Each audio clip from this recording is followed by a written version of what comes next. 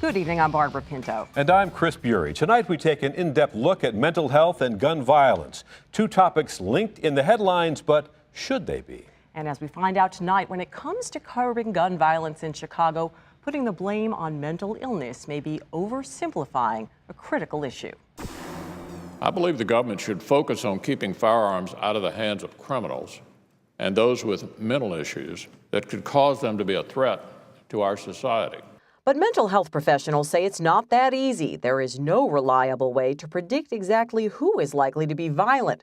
Plus, despite horrific mass shootings at a Newtown, Connecticut school and a Colorado movie theater, a report by the Institute of Medicine found that people with mental illnesses are responsible for no more than 5% of violent acts in the United States. The media reports on violence, they just throw it all in the same pot. And so people are very confused about the various causes of violence. Dr. Carl Bell, a psychiatrist who directs the Institute for Juvenile Research at the University of Illinois, Chicago, says fixing the gun violence problem goes far beyond just pouring more money into mental health programs.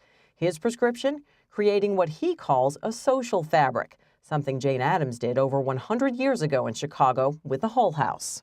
And what Jane Addams intuitively understood was that the community, the family, and the schools had to be the brakes and the steering wheel for rambunctious teenagers.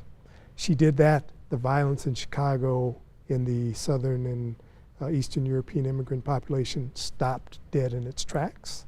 Dr. Bell believes the same kind of formula is needed today in Chicago to reduce gang violence, domestic violence, robberies, and drug-related homicides. As a board member of the Chicago Department of Public Health, he had a hand in closing 6 of the 12 public mental health clinics operated by the city, a move that sparked vocal protests. The so-called closure, which, I don't agree with that characterization of the mental health clinics, is not going to increase violence. Again, the violence is down 50% from what it was 10 years ago. I think in the Woodlawn area and probably Auburn Gresham, you did see an increase in violence.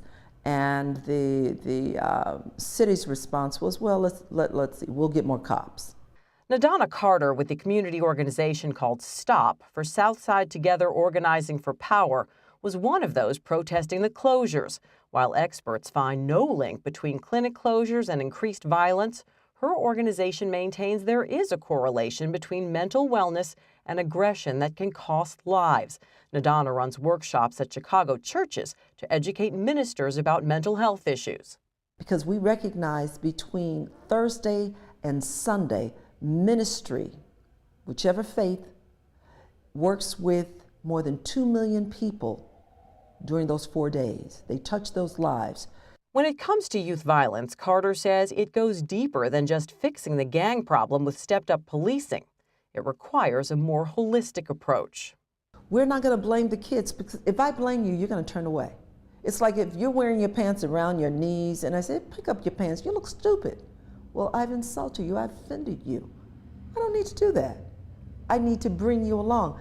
I need to find out who is in your life that is making you believe that you're not worthy.